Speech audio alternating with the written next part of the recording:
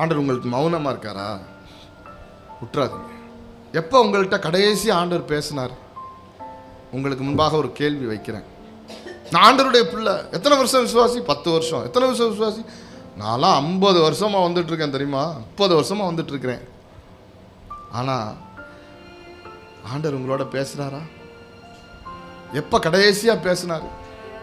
தேவ சமூகத்தில் உட்கார்ந்து உங்கள் ஆவியில் நல்லா கவனிக்கணும். நீங்கள் வார்த்தை உங்கள் ஆவியில் நீங்கள் எப்பொழுது அவருடைய மெல்லிய சத்தத்தை கேட்டீர்கள்?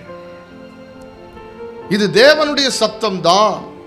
இது கர்த்தர் தான் என்கிட்ட பேசுறாரு. நான் சொல்றேன்ல, என்னை கண்டிக்கிறதும் எனக்கு தெரியுது, என்னை உற்சாகப்படுத்துறதும் எனக்கு தெரியுது, என்னோட ஆண்டவர் பேசுறதும் எனக்கு தெரியுது, மற்றவங்களுக்காக பேசுகிறதும் எனக்கு தெரியுது. ஆமென், அல்லேலூயா.